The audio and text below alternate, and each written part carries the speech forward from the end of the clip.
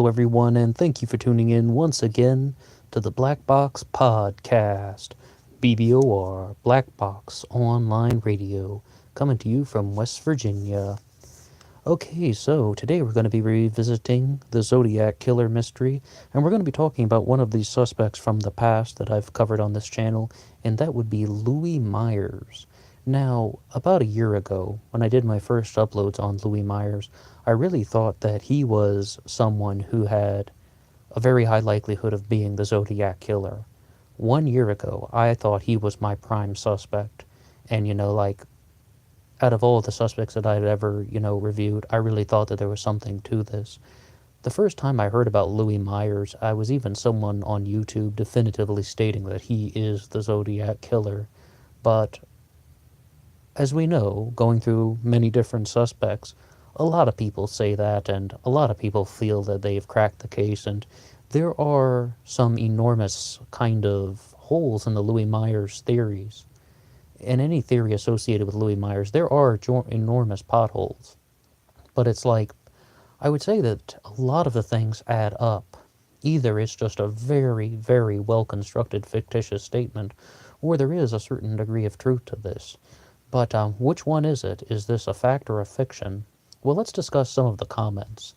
At least once a week on this channel, I'm hoping to do a Q&A session where I read off your comments, and then we can have a little bit of a discussion. And let's always bear in mind that Louis Myers is someone who cannot be separated from his friend Randy Kenny, who took the deathbed confession.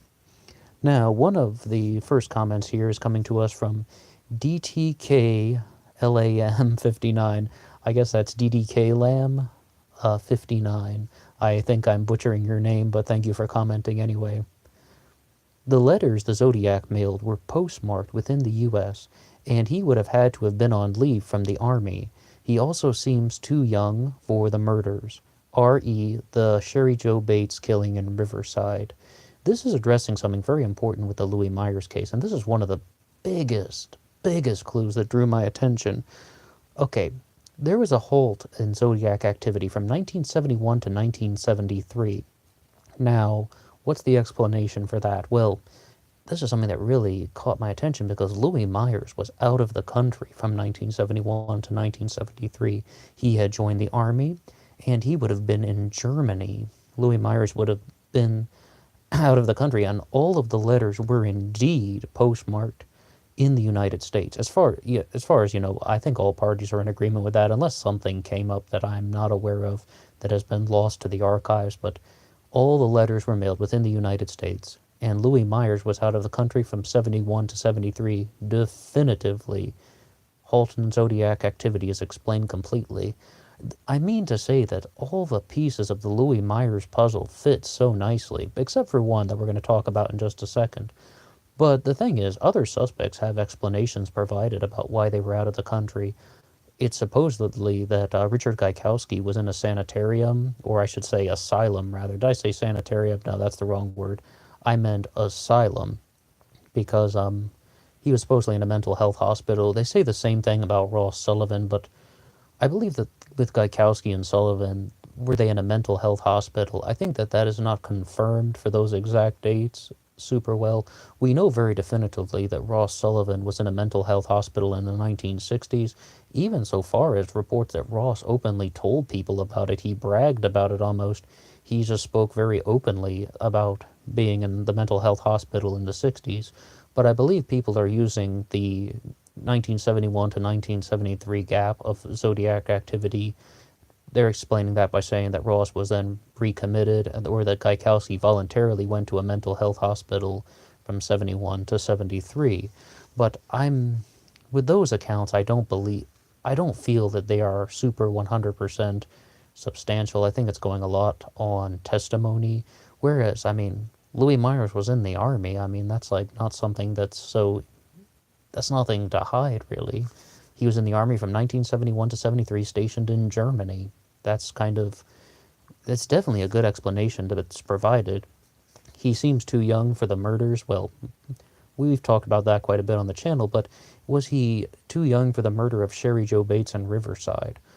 the Louis Myers theory eliminates Sherry Joe Bates. Like, as far as I understand, there's no mention of him in the Randy Kenny confession. Mention of her, excuse me, in the Randy Kenny confession. As far as I understand, the Louis Myers theory eliminates Sherry Joe Bates, and those murders are not connected. Well, what do we make of this here? What I can say is that a lot of people are really trying to say that Louis Myers being 17 years old would have been too young for the murders. I mean, this was kind of the heart and soul of my original uploads. We've also pointed out, that he worked as a busboy in the restaurant where Darlene was a waitress, and he was also a classmate of the other victims. Where it's like so he has definitive connections to everyone. And the narrative that Randy Kenny has composed is that Louis Myers did this as sort of just like a jealous individual. He was jealous of the people. Basically, he wanted to be with the girls, but he wasn't. So he turned to violence. And also, one of the explanations that has provided for the ciphers, I mentioned in my original uploads that there was no mention of the ciphers in the Randy Kenny confession. Well, there actually is. It's just that Louis Myers was very passionate about symbols, especially associated with his Celtic heritage. And that's the reason why the Zodiac symbol is the way it is. It's actually a Celtic cross because Myers was proud of his heritage, and that Myers developed a fascination with these symbols, and that leads you to coding. And let's discuss that a little bit more in our next comment. Our next one comes to us from Chastity Diener. And Chastity's commented before, but let's have a look here. Why would anyone doubt that a 17-year-old could be violent and murderous? Example, Columbine, capable of detailed coding. And also, I feel that the pieces fit so well. That was my overwhelming feeling when I first heard about this. I really thought that the pieces fit really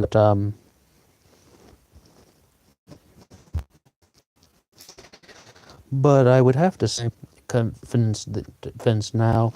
As of yet, I would say that I would need a little bit more information to really determine whether or not Louis Myers could be eliminated as a suspect or not.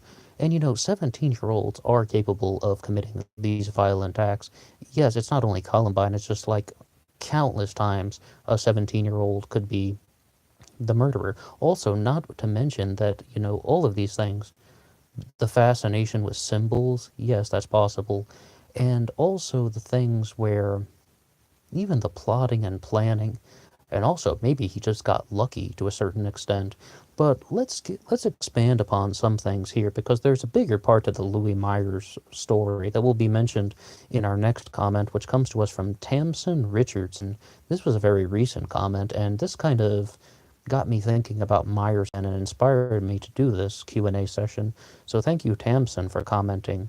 Tamsin writes, could Louis Myers drive at age 17? How did he get a hold of so many guns? Are 17-year-olds fans of the operetta The Mikado? The Lake Berryessa attacker was over 200 pounds and may have been up to 6 feet 2 in height. Witnesses to Paul Stein's murder had light hair. The witnesses to Paul Stein's murder say that the suspect had light hair with a red tint. Myers was short and skinny, finely built with dark hair. Okay, well let's address the biggest thing associated with Louis Myers. Louis Myers looks absolutely nothing like any of the witness reports. I mean, she has a very good point here when it's like Myers was short and skinny, finely built with dark hair. What really is going on with that? I mean, forget the Zodiac sketch. We also have someone identifying Arthur Lee Allen. I believe that was Michael Mago identifying Arthur Lee Allen as the person. This is the man who attacked me. And on the most recent upload I did about Lawrence Kane, I talked about how Kathleen Johns had identified Lawrence Kane as the person involved with this. So no one has ever identified a photo of Louis Myers as the Zodiac killer. No one has ever provided a description of someone who looks like Louis Myers. I did mention, though, in my original uploads, he does have some similarities. Like if you look at the jawline, the lips, the mouth, those things are very similar. But Louis Myers had very dark hair. He had no widow's peak. He has a very long nose. It's like he looks absolutely nothing like any of the descriptions. Now let's not ignore the elephant in the room. What I would say is that we really need to pay attention to a very big thing. Was the Louis Myers case fabricated? Was this fabricated by either Louis or Randy Kenny? I mean, is it possible? I'm sure it is, but did it actually happen that way? Well, what I would say is I've entertained the possibility that perhaps Louis Myers or Randy Kenny concocted the story where they wanted to be like, hey, let's just give closure to the family and the victims. Maybe Louis knew Darlene and he knew the other victims, and he was like, okay, I'm just going to give them closure. I mean, it's a very well designed story, if it's not true. But I mean, we do also have to remember Louis Myers confessed in 1976 to being the Zodiac killer. He confessed to a truck driver that he was indeed the Zodiac, and they somehow got in touch with that person, and he corroborated the story 100%. I don't know if he corroborated all the details the way that Randy Kenny portrayed them, but we do have a confession of it from him in the 70s that he was the Zodiac. So there is continuity. There's also just everything falling into place, but Louis Myers looks nothing like any descriptions out there. Lawrence Kane as well also had very dark hair, but every other sighting of the Zodiac or descriptions of the Zodiac that I have heard seemed like they're talking about someone with very light hair. I don't know, is he using some type of hair dye kit? Were those popular in the 1970s? I don't really know. Well, I do remember from sitcoms they talked about those, but that's a bit of a stretch. That's when you're starting to stretch the truth. Now, let's look here. Would Louis Myers have been a fan of the operetta The Mikado? That I don't know, but brilliant point by Tamsin. Brilliant point. That doesn't seem very typical of 17-year-olds. Moreover, how did he get a hold of many guns? Well, Louis Myers worked in a military surplus store. I'm not saying that they sold guns, but he would have just had to have access to a variety of guns from adults. I mean, it's possible to get guns. Bear in mind, as well, Chastity Diener has given us the Columbine kids were underage and they had guns. Many people involved in shootings around the country, all the teenagers get guns from somewhere. I mean, that's not too big of a deal. Could Louis Myers drive at age 17? Well, he would have had to if he was the Zodiac, but that I'm not sure of. And we also had one line in here that I misread from Tamsin. What was the driving age in California at the time? You know, um, I don't think that I don't think the Zodiac was somebody that followed the law. So even if it was illegal for a 17-year-old to drive at that time, or even if he didn't have a license, let's even look at it that way. Forget the legal age. Even if Louis Myers did not have a driver's license, he still could have been he could have driven a car anyway and broken the law. I mean, the Zodiac is hardly a law-abiding citizen, and it's possible to know how to drive a car. It's age 17, license or no license. But what I would say that about the physical description, over 200 pounds and up to 6 foot 2, it's like I'm hearing so many different things. The fact of the matter is, we don't know the Zodiac's exact height and weight. So many people are sending me these things. They're like, the Zodiac was 5'9" to 6'2". No, the Zodiac was 5'8" to 6'1". So many people are putting out different things. They're saying that, the Zodiac was 190 to 200 pounds. The Zodiac was 160 to 230 pounds. I mean, a lot of the comments on my uploads are just kind of people giving out these different parameters. I don't know what to believe. But I would say that Louis Myers is often described as Tamsin writes, short and skinny, finely built, with very dark hair. Yeah, I mean, I don't think he matches the physical description at all. And that's the giant wrench in the theory. I mean, I don't really know what to make of that. And she also brings up a point like, would he be familiar with all of the things that were mentioned in the Zodiac letters?